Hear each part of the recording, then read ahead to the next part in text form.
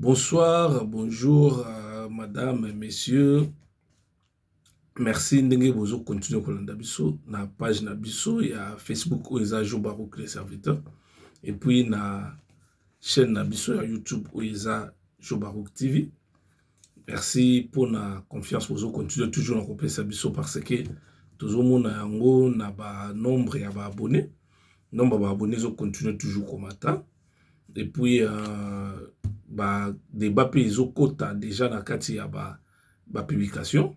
C'est déjà bon, ce qui montre que au makam tozolo ba eza intéressant et puis eza vraiment au toucher ba public na biso et puis ils ont qui de voir même au-delà.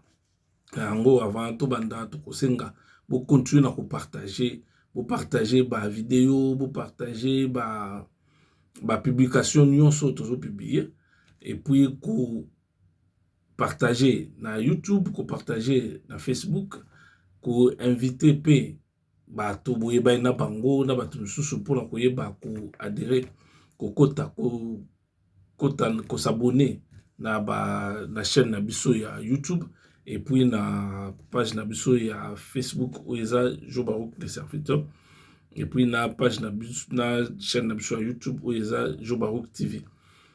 Toza vraiment na esengo à chaque fois to ya kalisusu ko peka ko partager na bino analyse ya information ou analyse ya sujet moko quelconque ou biso to monique il fallait to meka kolobela yango soit ou eza na actualité ou bien ou batumsusu bazo kolobela te et que biso to monique eza important eza intéressant to meka ko sensibiliser bato to meka ko sala éveil pour na bato bazo landa biso et puis ba pour na ba peut ba na pouvoir ba ko tirer moi quelque chose dans ma pensée na biso na manière na biso à réfléchir pour que ba pe na ko diriger bien et puis ba na opposition baza pe na ba élément o ba ko s'attaquer na ngopé na bateau baza na pouvoir. Donc c'est ça. Et l'autre kolobela état de siège parce que état de siège ce que vous voyez ba tango e bandaki to anosaka ngo déjà avant que e banda to salaka vidéo moko sur yango to pesaka ba point de vue na biso to baka ndenge nini biso to moni la état de siège et puis to yebaki to avertissaki déjà batoke état de siège qui pour un mois mais ça allait être renouvelé à plusieurs reprises jusqu'à ce que résultat ezala. Mais avant, on a besoin de que bien que Babando renouvelé, mais il faut qu'on évalue il faut qu'on évalue en gros. Au bout de 3 mois, ça fait déjà 90 jours. 90 jours, c'est déjà beaucoup pour une opération militaire. Donc, ce qui veut dire qu'il faut qu'on y ait un résultat ezanini. Et donc, on est salami, et donc on est salamité. Avancer les à côté ni ou bien bah faille les à côté ni de l'autre komeka kolobela sur yango mais avant tout banda to meka équipe kolobela tunga to sala moi bref passage moko par rapport à droit de l'homme na talaki na interview moko ya ministre ya droit de l'homme ya nini na gouvernement azoko se plaindre par rapport ya situation ya bano to benga bakulu na ndenge ba modalité ba okangela bango ndenge bazotindela bango na ba service national biso to salaka déjà émission lorsque l'opération est bandaka to salaka émission mongo to lobelaka sur likambo na to lobaka que c'est bon il y a ko lutter contre la criminalité criminalité na forme la ngo nyonso. Mais il faut qu'on lutte contre la criminalité na ba outil ya justice. Faut pas qu'on sala kaka nini ko kanga batu de manière abusive et puis ko tinda bango comme vous voulez. Non. Nous on a totelemaki contre idée wana ya ko kanga batu sans jugement. Ko tinda bango place bazo tinda bango wana. Certes, baza ba criminel, mais malgré ba criminel, mutu nyonso so bakangi ye justice ezolobaki mutu nyonso so bakangi ye soki nanu bajuge te et qui va condamner été par un juge aza présumé innocent. Donc ce qui veut dire que même bano bobenga bakuluna aussi longtemps bakangi bango te aussi longtemps plutôt l'équilibre soit juge te aussi longtemps ba condamné bango te baza ba présumé innocent. Donc ce qui veut dire que bato nyonso bazo tinda na kanyama kasese wana baza ba innocent présumé. Hein? Donc, bah, présumé innocent parce que bah, jugé c'est la même chose qui se passe dans la prison. Il y a beaucoup de gens qui vont se retrouver dans la prison, ça fait des années et des années. Dans la prison, ainsi de suite. Il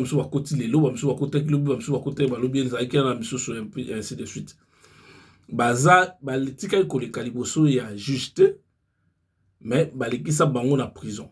Même à Taboko, non, il y a garde à vue. Mais à garde à vue, yango, loi ezoloba nini par rapport à garde à vue. Nyonso wana sengeli il faut kotala yango. Mais tant biso tolobaki likamona batebele balobaki ke biso tozo soutenir bakuluna ainsi de suite ainsi de suite. Non, biso tozo soutenir bakuluna te. Tozo sengande ke makambo esala maka na esa maka na droit. Et ça accompagné na loi moko quelconque. Parce que juste loi ezolobake mutu so bakangiye pour baye bakaza coupable pour akende prison, il faudrait que Ali Kalibo soit juge et que juge ndem ta ko décider sur son sort. Bien qu'azan il faut azan droit ya ba avocat ou ba défendre et après jugement de soki aza innocenté a Robimba ceux qui barotika ceux qui aza condamné à la peine nae au juge a décidé pour nae par rapport il y a au loi ISO 5. Donc c'est comme ça. Alors c'est pour cela biso toujours baki bana wana bazo kanga bango oui certainement bazo kanga bango mais tant bazo kanga bango il faudrait que ba les canaux ne soit juge bato bakangi bango ba prouver que baza ba criminel nabaya na ba moyen na bango ya accusation et que bango peut batiki la bango temps ko ba se défendre parce que ça bato mususu bozo kanga bango bozo tinda bango kuna ndeto lobelaki ba par rapport ya ba crime na bango eza et tout mo esengeli te basala par rapport à ba crime na bango parce que ba mususu ba crime eza plus grave ozo senga ke basala prison ya prison na ba ane belé. Ce qu'on dit, c'est que kuna botindi bango kuna sans peine aucune. Ce qu'on botindi bango kuna ba ofanta kuna ba sa combien d'état. Et banité. Donc baza arrêter de manière abusive. Et ça ba tout sous ba cause baza bango ba innocent mais ba tellement bakuta ke kaka na ndenge to yebi ndenge nini le kaka mboka na biso police ko ya kota kongolika batu nyonso a kongoli wana lem soza moi sou qui no lox les msusoza na moi ba ntela na obia mo ba tatouage parce que ba jeune eza nango ndengwana ba lokoti okaka ndengwana ba kena pe ba boki okuna kakale ba tindi okuna peut-être okutoza no criminalité omoni. Donc c'est pour cela moi que biso tozo senga et l'on dezo comme sangai ke ba ligue ya ba droit de l'homme bazolo belango te loko zo comme sangai ngwala. Plus les gens sont focalisés na makamka ke tali politique ba makambo a faire société mingi bazo ki pété. C'est ça le mal ya mboka na ba débat na ba chaîne nyonso na ba YouTube comme na ba télévision okomona bato baza plus kolobela sur makambo politique sur débat entre les pouvoirs et l'opposition ba makambo donc mutamtolinga se positionner na nina même mutu a ko défendre ba o baza ba faible ba faible azate. C'est ça le problème. Mais biso, par exemple, biso trotikate. Ngai, à chaque fois que je vois un problème où ils ont dérangé, c'est ça que jamais kolobango. C'est ça jamais kolobango parce que moi, je suis ni de l'opposition, ni à pouvoir.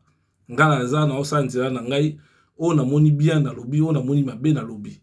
Donc, je me sens libre. Côté wana, donc ce qui veut dire que na koloba o nyonso ngala zomona par rapport ya situation ezo de kalamboka. Ils ont point de vue nangai. Donc wana yaki Mais ça, moi, rappelle-moi par rapport à Yawana. Donc, Togosenga, le ministre des droits de l'homme, Asuka Wanate, a saisi le ministère de la Justice pour que Baluka Kota la Likambouana, par rapport au ministère de l'Intérieur, Baluka Kota la Likambouana, baye bandengeni bakoyi kosala. Bakoyi ko bando kangaka batu ndengwana te batinda bango na place bazotinda bangwana sans que baleka liboso ya juge. Wana eza malamu te. Donc loko wana biso to banda toujours kolobela yango. Et en plus, pour la kokota na sujet na biso tonga ki toloba. Tobela état de siège. État de siège ezalaki gouvernement bengaki a décrété qui plutôt état de siège c'était le 6 mai il y a 2021 au Tozali. A décrété qui en pour nani parce que monaki que par rapport à la situation où ils ont deux provinces a décrété que na deux provinces au Bionyos Boebi Nord Kivu na Ituri. A décrété qu'on a deux provinces on a pour nani parce que monaki que ndenge situation ezalaki pour naïe pour le gouvernement à travers le président de la République, le ministre, le conseiller, le proche, il faut décréter état de siège pour que résoudre la situation où ils sont. Donc je pense que analyse la situation, les pour et les contre, pour que décréter état de siège.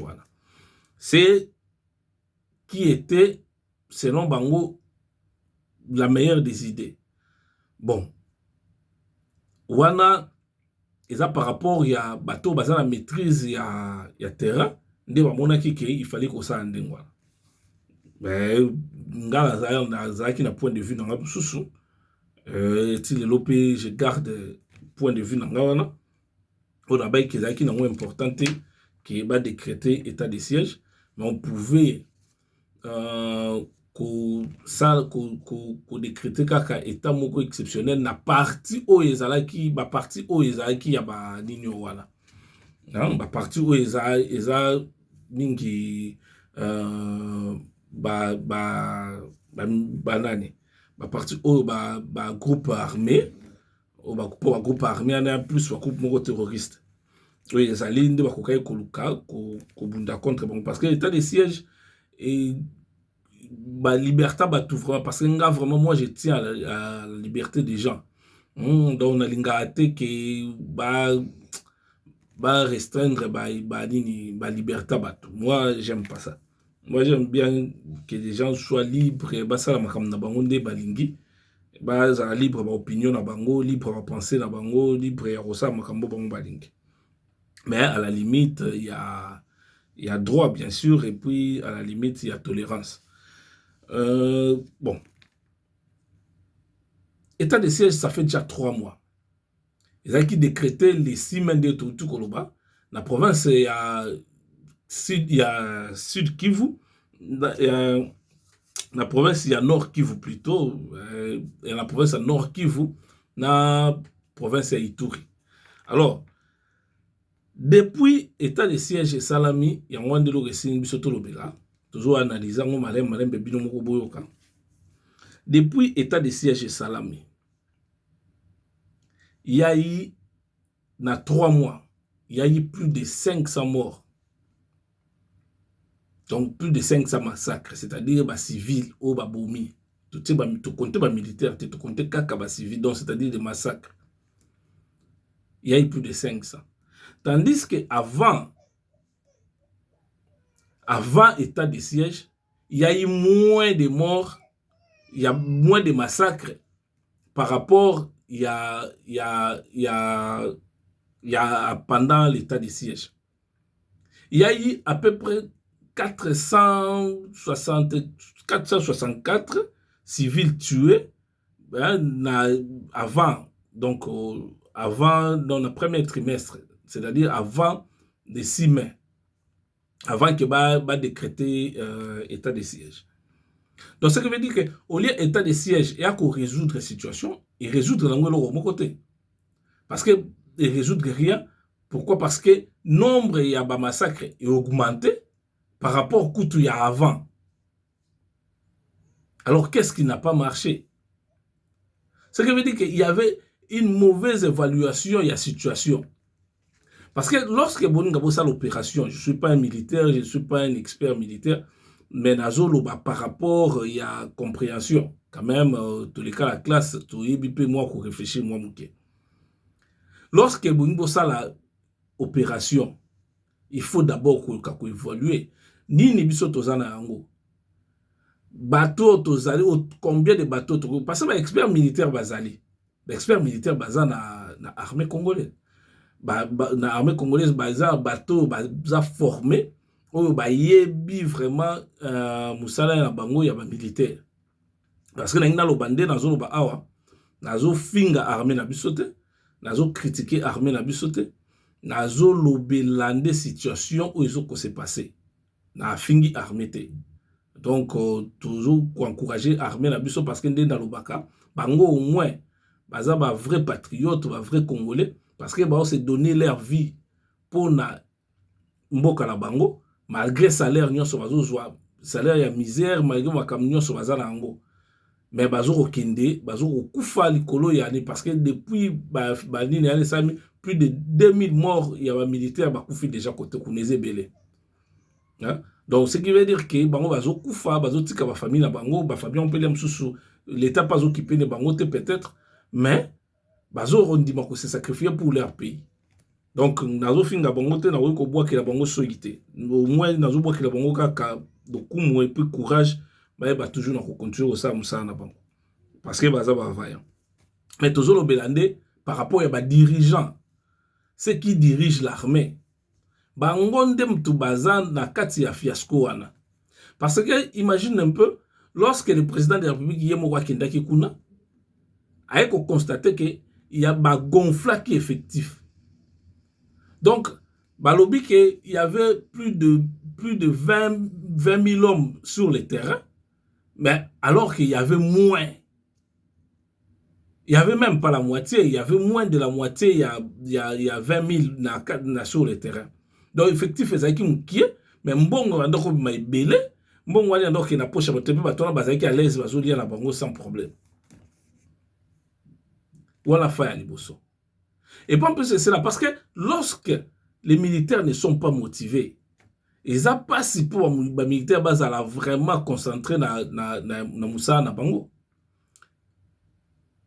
Lorsque ba solde na bango zo komate même ateze amukie mais ce qu'ils ont combattu ba prime na bango ya guerre wala bakenda nango même ateze amukie mais ce qu'ils ont combattu et ko ando motiver bango et ko démotiver bango plutôt mais ce qu'ils ont comme ba ndo motiver bango parce que ceux qui solde na ils ont comme azui o ya ya tena poche wa kotinde la famille ya tinde les famille au moins te que ça quand même bien ça courage à continuer ko bunda parce que ndenga zo ke bitumbana et ça peut-être dernier journée les razo qui est na front. Donc il faut penser que ba militaire mbongo na bango OK ba déviation ba mbongo wala et ça mais tout au publier lo comme quoi il y avait 6 militaires au bazaki 5 au gradé ba kanga ki bango ba tsaki bango na makambo ya justice. Mais on les a ka 5 au gradé ba tsamba hiérarchie il y a armée congolaise. Ils ont vraiment malade parce que selon ba information mingi toza na ngoto batu mingi bazo biso babi que non armée na biso eza infiltré na kati. Donc eza armée mo infiltré. Donc ce qui veut dire que eza na batu baza na kati ya armée ba yi wana pona koyeba ndenge nini armée zo fonctionner et que ba couper ça ka ba message kuna na epai na ka ba ennemi. Et puis batouana la plupart la majorité na bango nyonso wala baza ba congolais. Baza ba congolais. Et puis ba congolais ndenge bino bozo ba de père et de mère pe. Mais bazo ba information na kati ya armée pour ba kepe ça kanse. Ya ngona côté wana mona ke fay mususu ezali ya service ya renseignement militaire. Et il a connu les renseignements militaires au sala. Parce que sur le renseignement militaire au sala, musala nae. Lorsque bazolo ba non armée a infiltré, puis batu nyonso ba bien. Et ça secret pour la mutute. Mais comment est-ce que le renseignement militaire est dénoncer Batouana, démasquer plutôt Batouana? Ce qui veut dire que le renseignement militaire peut fonctionner. Donc, le renseignement fonctionne, il y a plus de renseignement, il y a un air, où il y a plus de civils qui sont déstabilisés. Combien déjà au bisoto qui n'a information que non ba démasquer ba tutelle bandoro information et l'autre mon côté. C'est ça le problème. Le plus important c'est pas défendre les pouvoirs du président de la République, non. Le plus important c'est défendre d'abord le territoire national. Bah oh bah civil voilà moko bazo critiquer président de la République, c'est normal. À ça président de la République c'est la démocratie, on a le droit de le critiquer. Et ça, on n'injurie pas parce que Kofinga est pour la présidente de la République, mais Kofinga pour la moutonnion, soit condamnable dans la loi. Mais lorsque on critique le président de la République, on critique l'institution, on critique, c'est normal, c'est critique. Dans la limite, il y a respect, quoi. Il y a respect, il y a démocratie, et puis respect, il y a droit, ou il y a droit, il y a ningapé. Hein? Donc, la sens ouana, et l'autre est bien. Donc, et l'autre côté changé. Et l'autre côté changé par rapport, il y a situation, il y a avant l'état de siège, là, par rapport, il y a pendant l'état de siège. Ça fait 3 mois qu'on n'a rien fait. On n'a rien fait, pourquoi? Parce que il y a la chaîne, il y a commandement, il y a des failles. La faille est dans la chaîne de commandement. Là, c'est sûr. Parce que les militaires, même à Tabate, gouverneur militaire, mais il y a des militaires au Bazakuna, plus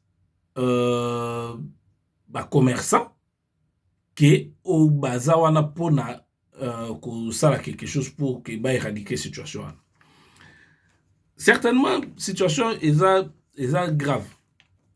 La situation est grave parce que ce sont des Congolais qui meurent chaque jour. Et puis, chaque jour, il faut que tous en habitude, s'il vous plaît, il y a au moins qu'on signale chaque jour, on a des informations, on a des informations. Bon signal qu'il y a eu des morts, il y a eu des morts, il y a eu des morts.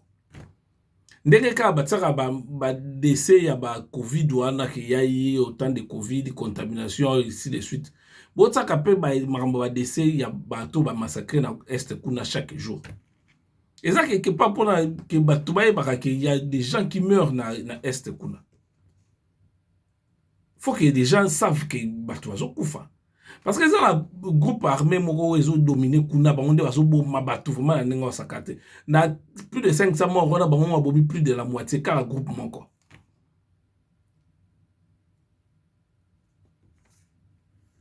Groupe ana soki ADF kombolango. Groupe ana za groupe moko origine ougandaise. Donc eza groupe moko d'origine ougandais et outi na Ouganda. Ce sont les Ougandais qui na kati ya RDC s'installer comme un terreur na nengo sakarate na kati ya RDC. Or les groupe moko terroriste parce qu'ils sont liés na état islamique. Or ndenge za wana gouvernement ya Congo soka monique azoko koka ko éradiquer situation ko résoudre situation ko sala appel na ba armée ou à grande puissance voilà parce que il y a affaire à terrorisme.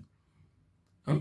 Alors il ça l'appel na ba armée de la France ou bien il y a ba États-Unis parce que na zoé pas la période oyo na Ouganda dini groupe oyo ba terroristes qui a l'armée de résistance du Seigneur oyo ezalaki wana. Tango bango bazalaki ba américain bazalaki batindaka ba expert na bango o bazalaki na bandoko conseiller armée ougandaise pour que ba traquer banini là jusqu'à ce que ba repousser bango tina République démocratique du Congo. Donc c'est comme si la République démocratique du Congo bango cha ya ba buzo banyoso ba tunyoso so bangi même ba rwandais pour na go bengala ba FDLR na bango wana batinda bango bazaka kuna na RDC. Ba ougandais dans RDC. Et puis maintenant ba FDLR wana ba rebelle wana utu wana. O ba sakuna, ba sa ba Rwandais, mais bazo massacrer ba Congolais. Bazo fana na mabela ba Congolais puis bazo massacrer sous ba Congolais. Ba Ougandais wana ya ADF wana ba ye na Congo bazo massacrer sous ka ba Congolais. Ba ngo kutu nde bazo massacrer ba Congolais na ndenga wasakate. Ba seme terreur na ndenga wasakate. Ce qui gouvernement biso armée zo mona na kezo ko kate. Ba ko ça appel na ba conseil ya ba na soutien ya ba armée ya ba grande puissance. Ba koya parce que lutte contre au nom de lutte contre le terrorisme, ba koya pour la kolka ko aider. Ba koya pour la kolka ko aider. Mais c'est quoi? Parce que biso dans ba rapport union se zo pesa ma les autres armée na biso sous équipé. Sous-équipé. Tellement sous-équipé, donc toi na équipement exact, tout bazali parce que ba Congolais ou ya solo ya ba militaire bazala bango baza prêt pour na robunda. Il suffit seulement repérer ça matériel parce que soda musala na il matériel na ezala pour qu'il aille ba robunda bien. Ce qui va passer ba militaire matériel ou esengeli pour la robunda, ba robunda. Bo pesi bango kaka matériel te bo pesi bango pe o ya bango ndambu na bango bataka na poche ba ko bunda na bango bien sans problème. Et que bo tiki que ba généraux bazali sous-souté ba généraux ba riche na nenga o sakalate. Lorsque militaire oazo ki na front azo mona façon générale na ye ba supérieur na bango bazo vivre na luxe nyos ba vivre na ngwana. Mais ye azo kende azo zangelo ko kolia azo zo salaire malonga te. Azo risquer vie na sur le terrain pendant que yo au fani dans le bureau, mais ça fait mal. Il y a des gens qui désertieux à la moins mingi. Il y a des gens qui connivence avec l'ennemi pays ali trop. Donc exemple il faut autant la paramètres il faut qu'on analyse d'abord la situation avant qu'il y a décréter l'état de siège voilà. Il y a que le gouvernement a prolongé les sous mais il faudrait évaluer. Au bout d'un mois, il faut évaluer. Est-ce que bateau baza place wana bazo mérité cause à la place wana? Parce que toujours baza bateau ba dirigeant déjà à côté en temps baza qui na ba rébellion. Certes, mais est-ce que bazo mérité cause à la place wana? Est-ce que bazo mérité cause à la place wana? Est-ce qu'il n'y a pas d'autres personnes qui ba cause à la place wana? Opération, il faut ça la avec objectif. Donc, il faut tout travailler pour que tout kanga déjà parti. Il faut progresser. Il faut bien se battre groupe guérilla, mais bazan la place mais quand vous avancez, il faut travailler avec banani, autochtone. Donc c'est-à-dire bato bafanda kala ba territoire wana nyonso wana o bato wana bazo ko sa massacre. Bango ba yebi ba terrain wana. Bayebi ba territoire wana bayebi ndenge nini bakoko poussa même côté danger zali na côté ni place il y a bien zali mais il faudrait des stratégies on va ko lo battre parce que moi je suis pas un expert militaire mais il faudrait que bon kako ça la effort pour la aussi cette situation là parce que trop c'est trop quand même bato azo kufa bozo wela kaka makambo zaka oh non oh wana kuna ibaki oui c'est bien wana kuna saebo kuna saebo kaka bo wela seni pour que bon so ba élection pour tika kaka na ba élection pour tika kaka na pouvoir mais oh ils ont le plus important que ba congolais bazo kufa wana ils ont prompté attends ba base ya ba parti nyonso wana na opposition comme na pouvoir mutu moko tazo ba que non il y a ba massacre bato bazo marcher te pour exiger que non solution soit à la place wana. Donc il faut repousser le pouvoir, il faut pousser bato que basa makambo pour que situation mona. Il faut changer l'armée. Armée na biso indiscipline na armée za makas. Indiscipline na armée et puis en plus c'est cela à part indiscipline, ils ont sous-sunali. Indiscipline, sous-occupé, problème effectif, donc ba militaire baza mingi baza ote nombre ba militaire bango bazo pesa ya ngote eza nombre mususu nombre des inférieur mais mbongo ezobima pona ba militaire ebele mbongo wana côté zo kende ça fait des années que mbongo wana ezobima mbongo ngo côté zo kende balite tala muto azokipa na paye ya ba militaire tala place azofanda tala vie azomene par rapport ya militaire o yemoko o azobunda kuna vie na ndenge des années. Donc, ce qui est de siège, c'est un fiasco, et ça à cause il y a manque de stratégie avant qu'on décrète. Et puis, ça à cause il y a objectivité. Objectif est nini. Qu'on va bien qu'on éradiquer le groupe wana, mais ndenge nini. Programme est ndenge nini. Bien que beaucoup peut s'absorber la stratégie militaire. Mais il faut, est-ce que ndenge bossa wana est-ce que bino monde bossa qui va calculer là bit na bino par rapport il y a 3 mois et ça miana déjà atteint parce que ceux qui bazo baki nombre ya ba mort et baki sami par rapport kutu ya avant c'est que veut dire parce que quand il y a insécurité zolo ba makuta comme mingi parce que ba to bazo subir ba massacre eza na Goma te parce que la Goma kuna eza ville munene kuna oui problème eza qui peut moi calme côté par rapport bato to ina ba to benga to sola ba la Goma parce que Goma lelo comme bien par rapport ndenge zalaki avant donc c'est-à-dire que ba crime eza vraiment en baisse oui mais ça c'est beta masupa pas mande bando beta maté c'est bien bravo pour la sécurité wana mais place au massacre de Salama il y a pas d'amélioration c'est ça on déjà mon objectif premier. Ville à Goma, c'est bon. Mais le plus important, c'est engager une vraie lutte contre les groupes armés. Les groupes armés, ils ont un soutien à des pays limitrophes. ADF, ils ont un soutien à Ougandais. Ils ont arrangé que ADF qui ont un crime dans la RDC parce qu'ils sont au-dessus de l'autre. Ba ko inquiéter parce que moi je suis inquiété à retourner contre bango ya bando bundisa bango ba ko inquiéter donc ça veut dire que à cause de pas continuer ba armes là wana et kota nango sans problème mais ba to la nuance certainement baza na soutien ya ba congolais et puis baza na soutien ya ba tebele baza na armée ba tout mingi peut soit alors pouvoir bazo alimenter toujours ba place on a pour que ça toujours la situation. Alors, ngalazo senga service militaire, service à renseignement militaire et sale la musala na yango. Et puis bino pe bato ba aner au libo kangara ba civil o ba o critiquer président de la République parce que président de la République a nzambete ba zo respecter les actes que ko finga e mais ko respecter ba ko critiquer c'est normal parce que c'est la démocratie.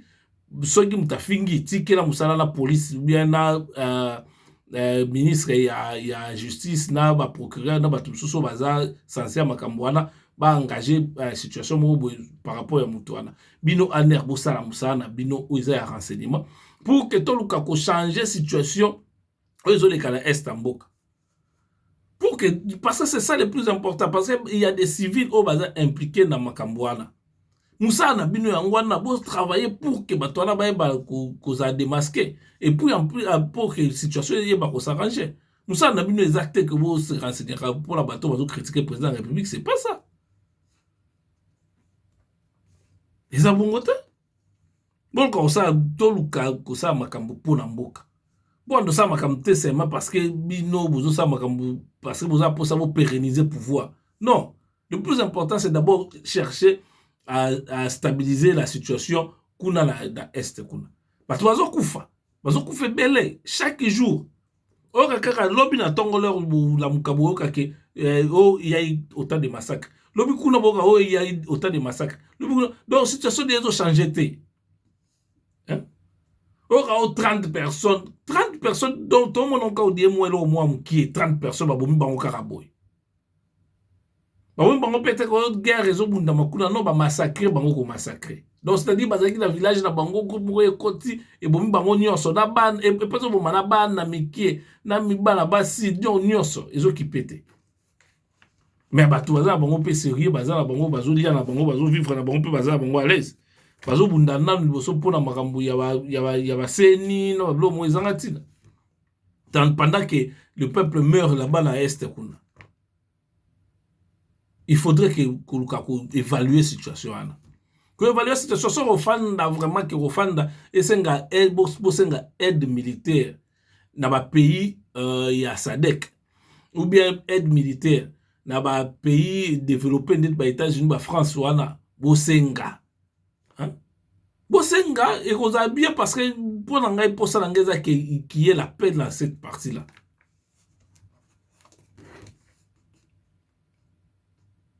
Et là, je suis CPC à Batouté. Là, on a tout pas ce temps dans le Makambo, dans le Bal. Tout ça là, tout ça là, Makambo. Bamba, querelle n'a pas politique, quoi. Là, vous avez tribalisme, contre président, contre Senko, contre Nani, contre Nani. Voilà, c'est rien. Faut qu'on change les choses. Naza kutu lelo la lobika oyo parce que ça si je les belé à relobela donc to lobela non boso état de siège to relobela so ba siège mususu eza bino peso mo ba siège moko esengi na bino ke to lobela ngo botinda to koloba biso toza na pona ko ba information to zo loba te ke zo botangi bo mo ke to tanga ba chiffre so nga koloba te seulement pour le plaisir ya koloba pour ne rien dire. Alors ceux qui nzamba zongite to kuta la prochaine occasion. Merci. Et puis même à temps, on sait que nos politiciens congolais, il faut rehausser un peu les débats. Et puis réfléchir. Orgueil et fout à kalangote. Arrogance et fout à répéter. Bouzoba et fout à raka na bouzoba. Donc c'est-à-dire que tout est bas et donc on est toujours tout ça. Mboka ngo Congo za ngaka moko. Après, on va se faire. Même à tu fais dans un pays étranger ou se sentir que vous avez un pays étranger. Vous avez un beau canabinoté.